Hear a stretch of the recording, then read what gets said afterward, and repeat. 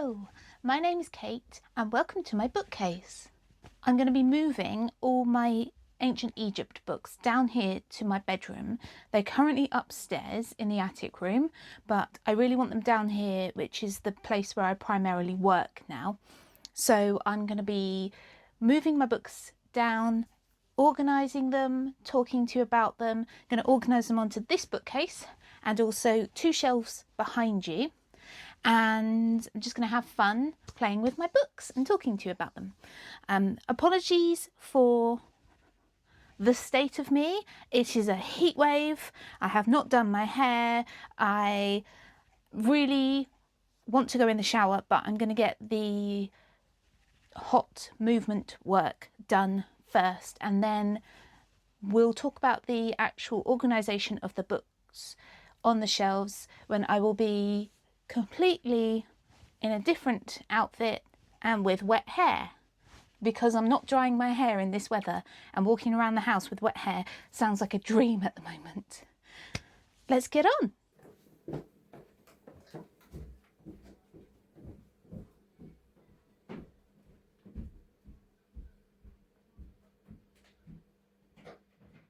So this is the attic bedroom, and we call it the craft room because me and Mum set up our desks. That's Mum's, absolutely covered in stuff, and mine also absolutely covered in stuff. Long story. We set it up to be a craft room with storage behind me, but it used to be my bedroom. It gets so hot in the summer. I put the humidity monitor up here earlier, and it's currently 33.7 degrees centigrade. So this room becomes a dumping ground because nobody comes up here in the summer. But these are my Egypt books, and I've actually got a few in my room already, the ones I've been using. So the ones on the top shelf are the smaller books, or the commonly used books. The ones over there are the bigger books because it's a bigger section. Those are some recently bought books which I haven't put away. Here are books about Egyptian language and hieroglyphs. These are my note journals and some less commonly used books and some non-Egypt, sort of ancient history and archaeology books. I want my room to basically be a study or library with a bed in it. I just want it to feel more like a study than a bedroom with some books in it. I'm so happy that I've got loads of books in here. That's just what I want my free time to be filled with. I don't prioritise reading as much as I should, but at least I'm in the right environment. And then hopefully reading will become the thing I fill most of my time with. I still doom scroll on social media and stuff. That is a huge problem for me. And I watch a lot of TV, but it's not a lot. It's just that that's what me and my mum do together as our thing that we do together.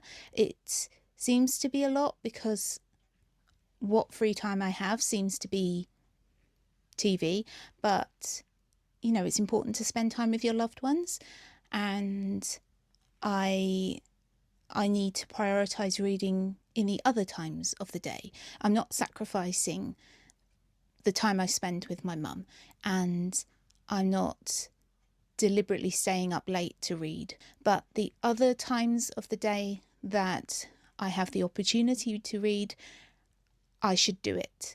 So for example, I need to make my mornings more holistic to make them work better for my mind, body and soul. And for my mind and my soul, I need to read. So I really need to prioritise reading in the mornings. I also need to prioritise reading a book instead of doom scrolling. And I need to try to fit it in any other time I can. And so that is a practice that I need to work on, and I might talk about that in future, but I have trouble dedicating what energy I have to spend on reading. And it might seem strange that somebody who loves books so much says they struggle to find the energy to read, but that's because the majority of the books I own are non-fiction. They require me to have brain power to follow along the argument, remember what was said the last time I read the book, or when I started reading the book. I used to think I'm a slow reader, but I'm not a slow reader. I am a careful reader. I am somebody who wants to analyse the book, to follow along the history that is being discussed, as in not even just history books, but along as in the time frame discussed, the beginning, the middle, and the end. I also have a bad memory, so I'm not a slow reader. I just spend a lot of time reading one particular book, and also I flip between different books, so I might start with one book and then leave it for months and then be reading several other books at the same time and never finish any of them, and then I don't have the desire to finish reading that book I picked up a few months ago. So I'm not a slow reader, but I could be a more well practiced reader, I guess. And it's something I definitely need to work on.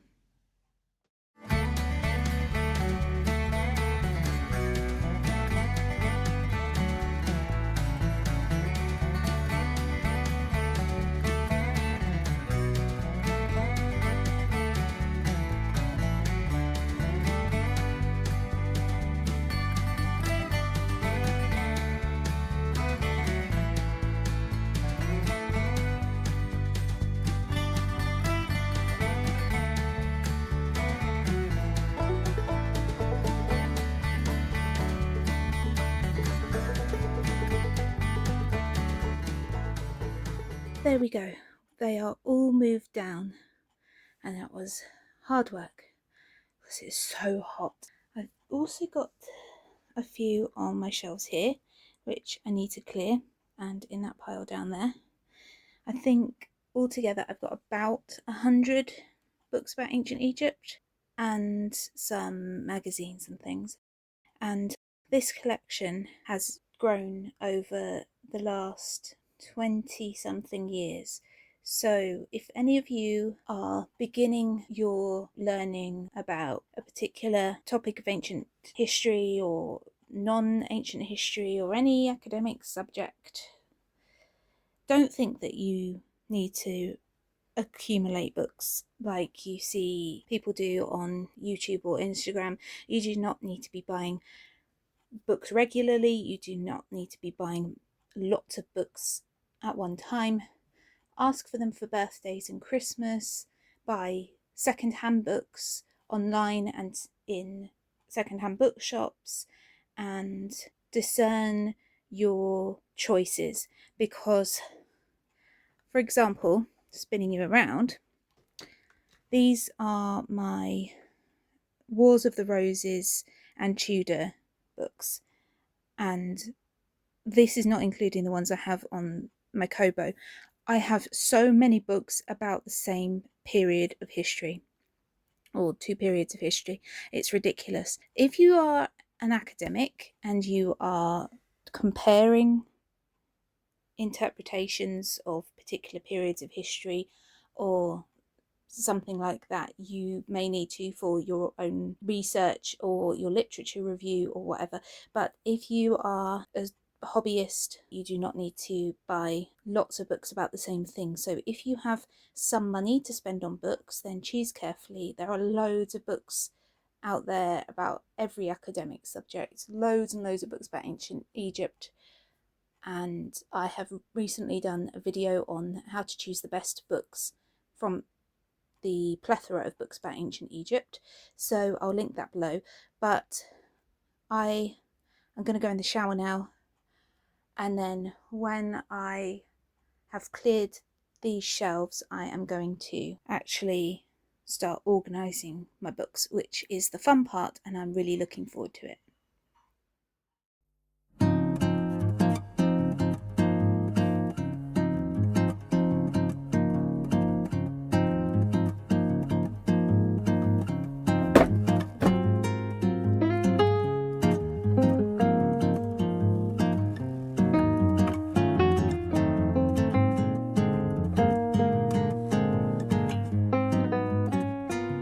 It's 7 minutes to 11 in the evening, night time. I need to go to bed, and I've done these 2 shelves, but I've still got all this on my floor and I need to do my bed. So I really need to get these books onto shelves, and most of them I think are going to go onto these 2 bottom shelves. So these shelves are going to be for my commonly used books or some of the smaller books, which is basically what that top shelf of the bookcase upstairs was. I'm hoping to use these 2 top shelves to be able to store some of my ongoing notebooks and things like that. I don't really know where to start. I think what I'm going to do is just put the books I think should go on these shelves, just put them on there and then organise them tomorrow. I think that's the best plan, so that I can actually then have time to sort my bed before midnight.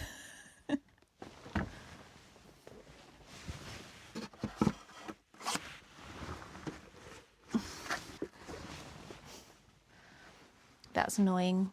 I didn't think that the shelves might be a bit small to store some of the books. I might lay them down for now and then decide whether they actually should go over there. I hadn't thought of that.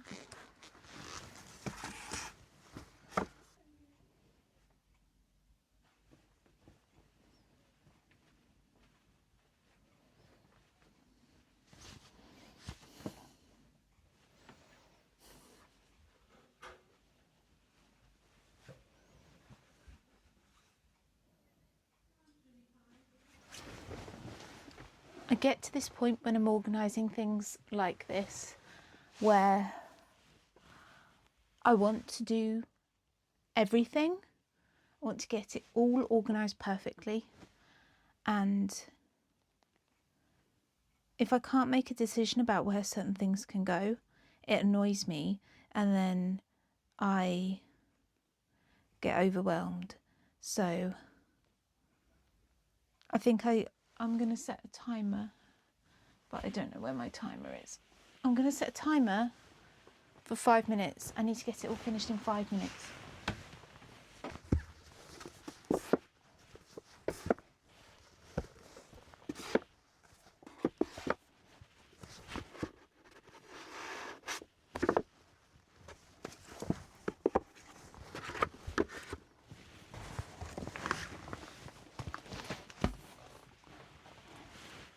Well, these 2 shelves seem to be quite fully stocked, and I've still got more books to go on them.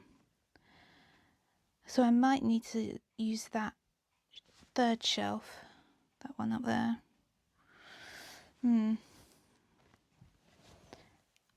I think I'll make piles if I have to. I've still got the bottom shelf over there which can hold some books laying down, but I just need to get them off the floor. My timer has just gone off. That was a very fast 5 minutes. I've got to crack on.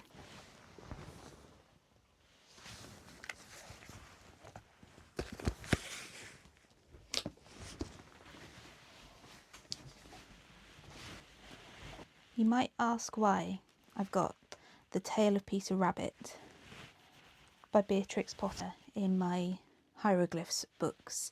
But that's because the British Museum published The Tale of Peter Rabbit in Middle Egyptian. It's so cool. It's in hieroglyphs.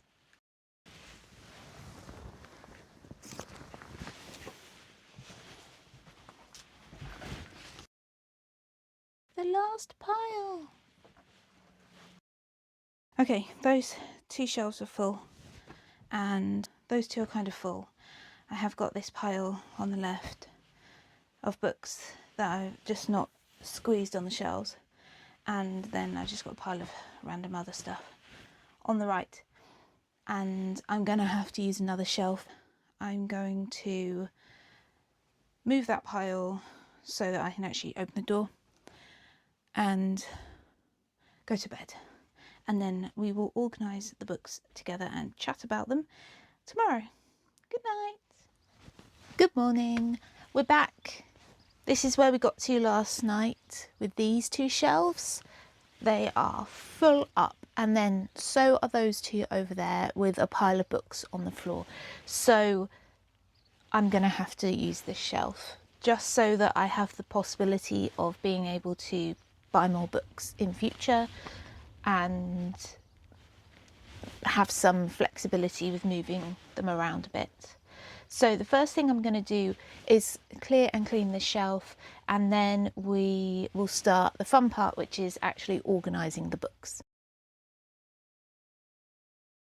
Having this bookcase in here was the goal of moving my room around, getting a new bed and things. But the trouble is, a book collector will always need more book space, and so I'm already running out of space. So basically I just need a library and then like a cupboard with a bed in. The first thing I'm going to do, and some of them are over there, is take the complete series and section those off. This is my favourite series. So it's Thames and Hudson, which is a great publisher, have commissioned Egyptologists over the years to produce books called The Complete Something. So the Complete Valley of the Kings, The Complete Temples of Ancient Egypt, The Complete Pyramids. And it's ironic because they're not complete, because there are cities that have never been found that we might find through archaeology or more high-tech means in future. There are temples that have been destroyed, so it's not complete, but they are great books, and I will do a video on them because I want to share with people how brilliant they are. And then Thames and Hudson do other books like this one that aren't in the complete series but are very, very good. That's not necessarily where they're staying, but the goal is at the moment to start grouping things into sections, and then if I want to move things onto a particular shelf or a particular position on a shelf, I will. So my armchair is going to come in front of these shelves, so they will be inaccessible until I move my armchair. So the idea of these shelves is that they will be for books that I don't often need to just quickly grab. And then the ones over there will be for ones that I do reference quite a lot. Where I had my books upstairs, I didn't really categorise them or put them in a certain order, but I guess I've got the ability to put things in a certain order, and then at least I know, for example, oh, it's on the left, so I can move my chair a bit to get to it, or oh, it's on the right, I'll have to move my chair out completely. So maybe on the right hand side here I will put books that I don't often access. So I'm going to move some of the books to the right here just to get them out the way, the books that I rarely actually use. So this is Description de l'Egypte, which is basically Napoleon's expedition to Egypt with his savants. It's all their drawings of temples and material culture and tombs and things like that, which are really interesting references and interesting to see how they interpret things. But I don't use it. Children's book, just to see how the author Joanne Fletcher writes for the child audience. I've got quite a few books on Tutankhamun because a lot of books have been written on Tutankhamun, and throughout the years I've bought them from charity shops. Tour guide on ancient Egypt, tour guide on modern Egypt, that is out of date now.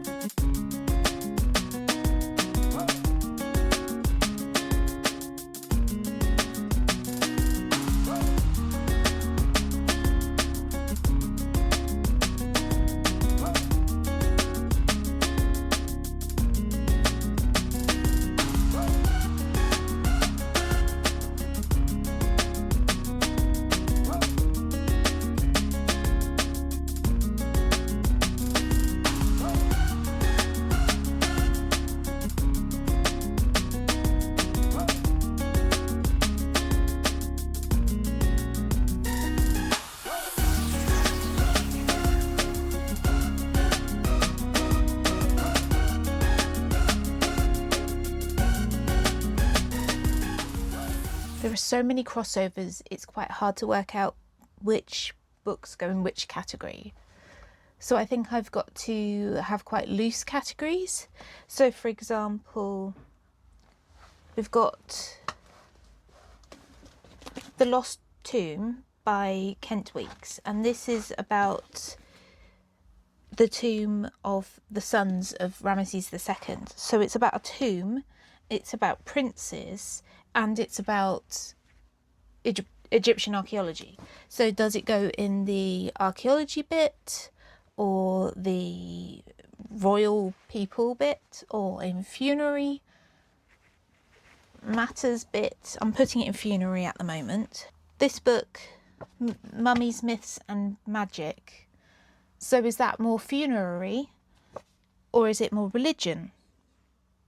I'm going to put it in mummies at the moment. I can always move the books in future, but I guess I really like categorising things, but I guess it's just that I need to know where to find books approximately on the shelf. This is a new book I got in May, Women Who Ruled the World by Elizabeth Norton, and it's not specifically about Egyptian queens, but there will be Egyptian queens in here, at least Cleopatra, and possibly also some others. Merneith of Egypt, Cleopatra, Hatshepsut,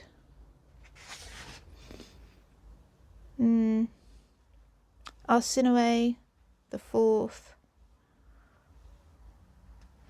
Yeah, so I'm gonna include it in my Egypt books at the moment, but then I might move it into my general history books.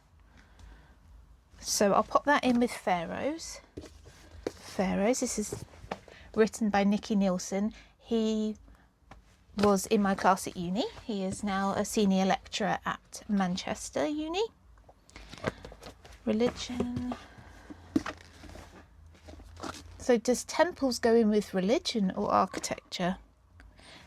I think it should go in with religion, but the trouble is you've got funerary temples, like mortuary temples, and cult temples. So that the mortuary temple should go with funerary matters.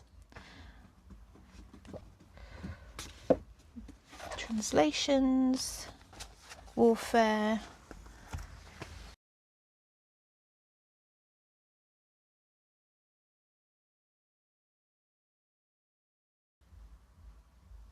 I think I might have a pile of books I don't know what to do with because they cross over so many different sections. I guess there aren't that many that I absolutely need to put over here, which is kind of good because it gives me more space to play with. This is my favourite book about ancient Egypt ever. Village Life in Ancient Egypt, Laundry Lists and Love Songs by Andrea McDowell, and it has translations and explanations of texts from Deir Medina about people's everyday lives, which is so valuable in a place where most ancient Egyptians couldn't read and write, so they didn't record things about their lives, and B, we don't often have things written down anyway. Like, we don't have things written down about ancient Egyptian people, but we don't have things surviving about ancient Egyptian people. So it's such a valuable book.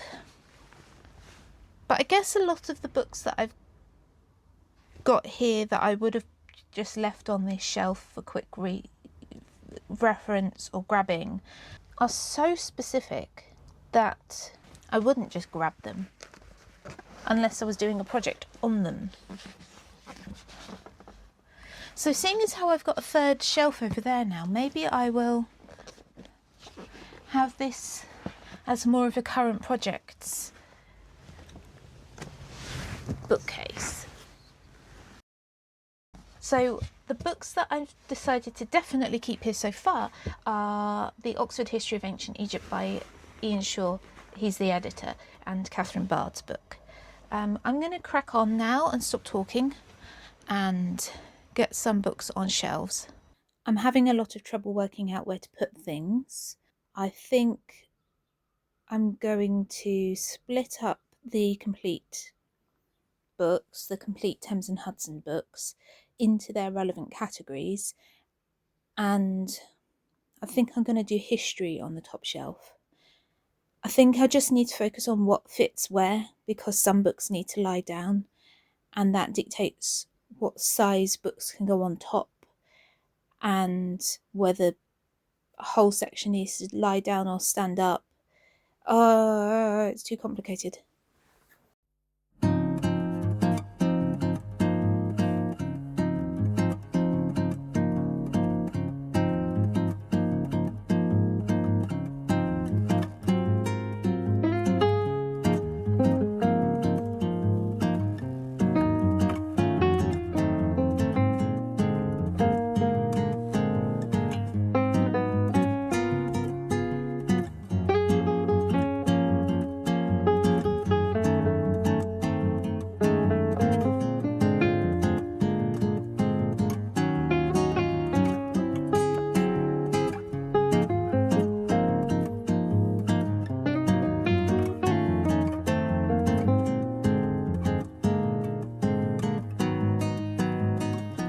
Okay, so we've come to the point where I've had to stop putting books on shelves because I've run out of space, but it's been a useful exercise in showing me where my categories overlap and where I'd like to put them, but I do have to start taking books from here and put them over there onto those practically empty shelves over there, which is good because I need more space here.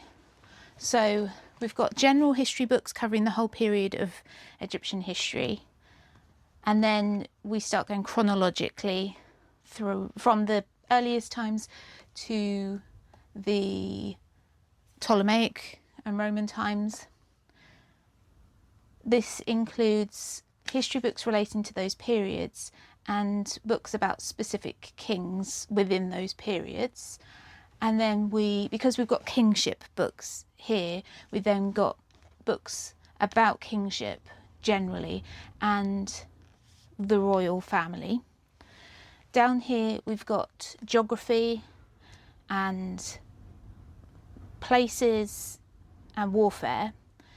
And then, because this is actually a cultural atlas of ancient Egypt, I decided to put daily life and society and culture here.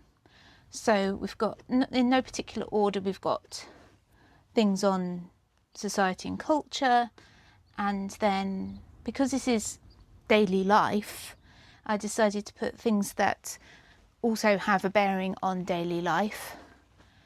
We've got Egyptian religion and beliefs, myths and things, and then that goes into temples, which then goes into death, because that's sort of the dichotomy, is that the right word? The dichotomy of ancient Egypt. They loved life so much that they wanted it to continue after death. So life then led into death. So we've got mummies and tombs, and if I could fit it in, we'd have these three books as well, but I can't fit them in.